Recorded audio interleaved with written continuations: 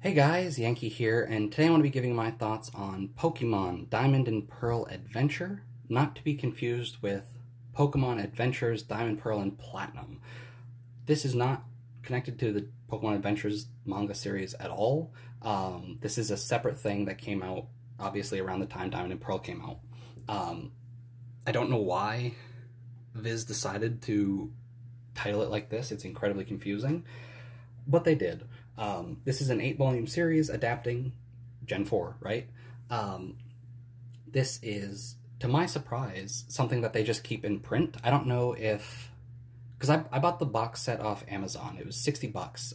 This is a manga that, back in like 2009, when I was really getting into manga for the first time, I was getting Pokemon Adventures. I was getting this series here. I only got the first 2 volumes of this, but I was also getting Yu-Gi-Oh! GX and Legend of Zelda stuff. This was one of the manga that I was getting, and so I had fond memories of it, and I'd wanted to get it and be able to read it. And so I saw it on Amazon the end of last year for a good price. It was like 60 bucks. And when I got them, I was surprised to see that these are new printings. You can tell by the Viz logo at the bottom. But they've also stripped off all the Viz Kids branding, which is what all the Pokemon stuff used to be under when I was first getting into it, right? So like on the spine here, like you would have the Viz Kids logo, and like up here in this blue spot that looks really out of place, you would also have a Viz Kids logo. So these are new printings, I think, like from 2021, I think is what they said on the inside. I don't really remember. I guess I can check. I want to have a, it's going to be a pain setting up the volume again because I had a huge glare on it from my lighting. So this is the 14th printing of Volume 1 from May 2021. So Viz just keeps these in print, which is really, really cool. Like, it doesn't seem like it's something that they just brought back because the Diamond and Pearl remakes came back. It seems like this is something that they always have in print, which is great. But anyway, let's talk about the actual manga now. There's not a whole lot to talk about. It is just an adaptation of Gen 4, right? You know all the towns, you know like the gyms, you know like the Pokemon we're going to be seeing, right? Like our main character Haretta here has a Piplup, he has a Shinx, he has a Misdreavus, and that's it. Like the changes really come in for sort of like the big changes here are Haretta and Mitsumi, who is our Dawn in this series, right? Haretta is somebody that Professor Rowan knows. He is like a wild child who just lives among Pokemon. He has a dad who is a Pokemon trainer who does actually show up in the series, which was a bit of a surprise.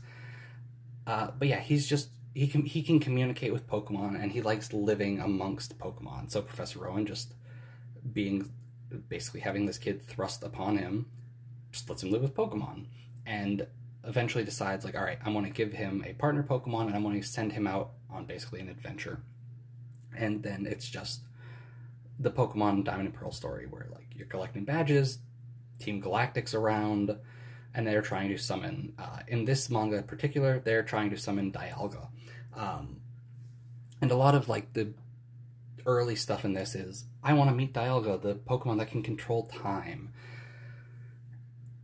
And yeah, it's really interesting reading this, as like Gen 4 was like the peak of Pokemon for me. It wasn't where I started. I started with Gen 1, but like Gen 4 was when I was finally able to get like the full Pokemon experience, because I didn't have a link cable. I didn't know anybody with a link cable. So the DS was the first time that I was able to trade with friends and battle against them and mess around in the underground, right? It was the first time that I really got to fully experience Pokemon. So this series really has a special place in my heart just because I am a big fan of that sort of era of Pokemon, right? And again, it also has the bit of nostalgia for me because they're, like, I had the first 2 volumes of this growing up. Even though I didn't finish the series, but I was really excited to get back to it. So what do I want to talk about? I'll start with how, like, this is a manga for children. I don't remember how far into the series I was. I think it was like volume 4, maybe 5, when it really dawned on me just how, like, light on text this series is.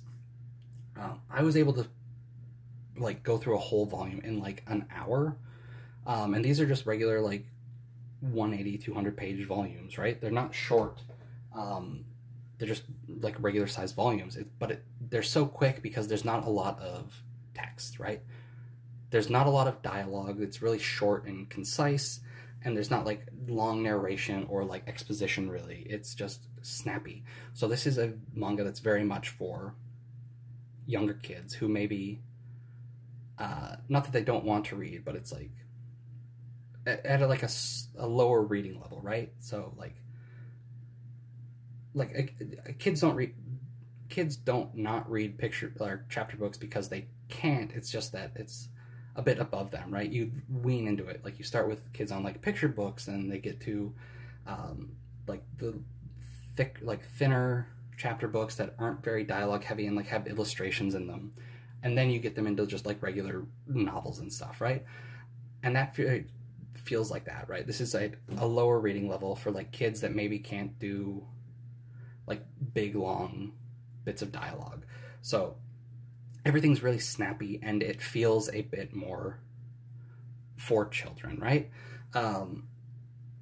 Not that it shouldn't, or that that's a problem, but like everything about this series feels childish, not in a like a bad way, but it does.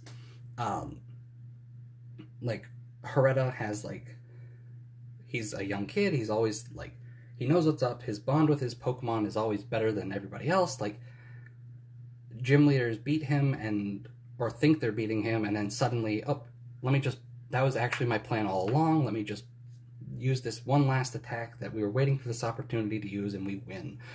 Oh, you adults, you think you know better, but no, you don't know me. I'm always right. I'm going to win.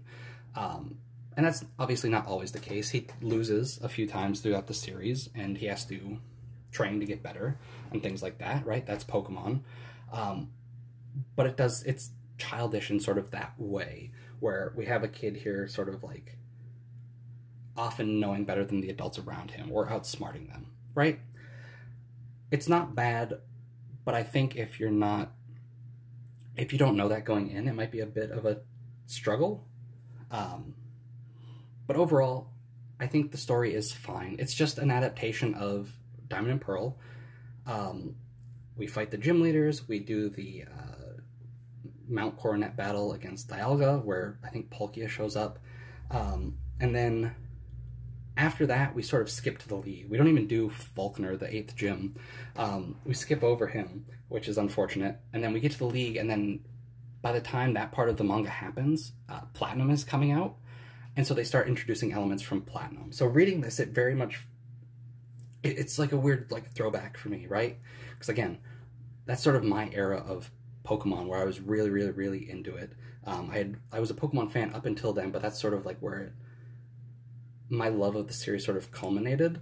And so going through this and like, oh, here's a special chapter on Shaman, because the Shaman event is happening in Japan, and they're like giving you Oak's letter so you can go catch Shaman. And then later on you get to the Gracidia that gets introduced in Platinum. It's like, okay, cool, now Skyform is introduced. Things like that. You get to a point where, all right, we've finished the Diamond and Pearl story. Well, now we've got these Platinum characters to introduce. So here's Looker, and here's Sharon, or Charon, I don't know how to pronounce it. And here's Giratina's origin form. And so it's really interesting to read, and you can see sort of like the process, I guess, of what a Pokemon generation is like and how it sort of advances. Like here's the story, okay, here's the events, okay, here's the remake. Or not the remake, but like the third version. And it's very interesting, and especially if you grew up or played during that era, it's interesting to see sort of in manga form, because this is an advertisement for the games. And so like, okay, the Shaman event's happening, we gotta have a chapter about Shaman. It's neat. There are a couple of odd things here and there. I don't know when Viz was like, I don't remember the timeline exactly, but like, I know that Pokemon games back in the day, they didn't come out at the same time like they do now. They came out like a year later. So when Platinum came out, it took like a year for it to come out over here. So I don't know if this specific volume came out before the English release of Pokemon Platinum did, but when Looker is introduced, he introduces himself as Handsome, which is what he is called in Japan. And then the next volume, Viz at some point like got a memo that, hey, we're not calling him that in this version, we're calling him Looker. And so there's just like a dialogue balloon where it's like, it's me, Handsome, but now I go by Looker, my real code name. And then he's just called Looker throughout. So I don't know if that's a thing where Viz had translated that before Platinum was done, or if it was just an error that they had to correct. But they sure as heck didn't go back and correct anything for these re-releases. There's a part where Team Galactic is just called Team Rocket for no reason other than the person translating it made a mistake and called it Team Rocket because that is the most well-known evil team in the series, and nobody caught it. Like, editorial didn't catch it, the translator didn't notice it, and it just went through. So there's just a dialogue bubble in one of these volumes where Team Galactic is called Team Rocket by somebody, and it never happens again. It's not like some joke. It's just a mistake. But the last thing I want to talk about, the series is good. If you know the Pokemon stories, like, it doesn't deviate very much. There's a couple of new characters here and there, like Mitsumi, our female character, or female Dawn, basically, or Dawn's already female, our Dawn equivalent, right? There's a story where she was actually a part of Team Galactic, and there's some interesting stuff there. I think I do like her sort of as a companion in this, because it's not just Haretta on his own adventuring and then meeting up with her now and then. They adventure together for a long time, and he's just like, again, he's a wild child that sort of runs off and does his own thing constantly, and she's sort of the adult that's trying to keep him in check, but always like falling into his pace and just sort of trying to keep up. Their dynamic is really fun. I think the fight with them when it's revealed that she's a part of Team Galactic, and sort of why she left and why she got dragged back in, I think that stuff's good. She's this really strong trainer, but they keep doing this one thing where it's like, all right, I'm a really strong trainer. Oh, never mind, I don't want to fight now. And that happens a couple times, which is a bit disappointing.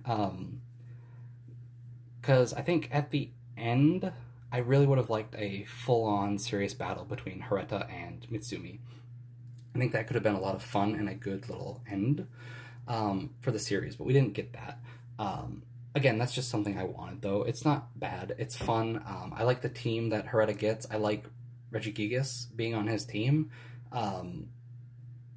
which is a lot of fun. Like, I don't know, Pokemon Adventures Red, Blue, Green, and Yellow, I've read those. They don't really get legendaries and stuff, right? They have really basic Pokemon that like anybody can get.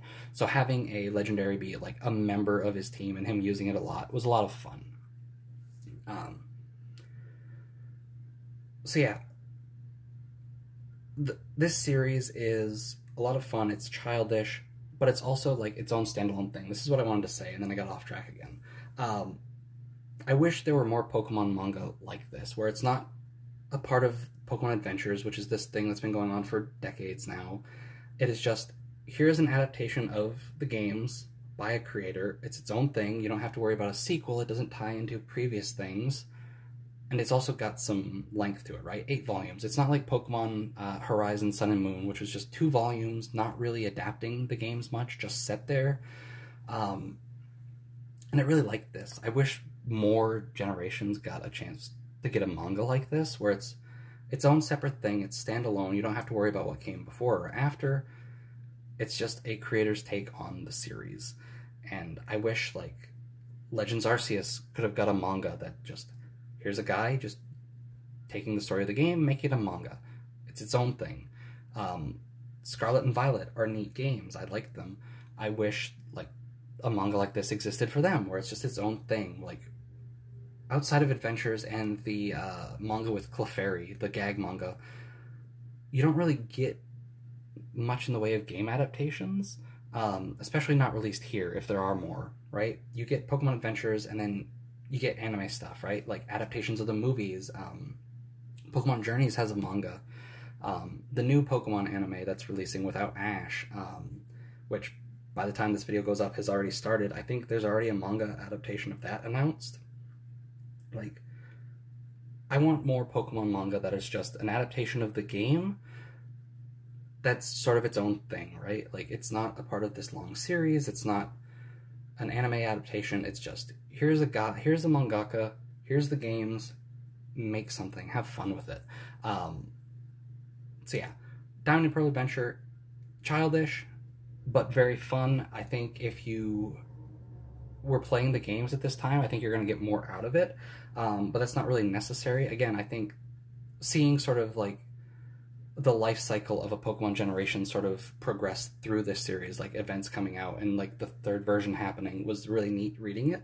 But you don't need that. And also, I know the Diamond and Pearl remakes just came out. If you played those and you've got no connection to Gen 4 really, I think this is fun because those games don't really remake anything.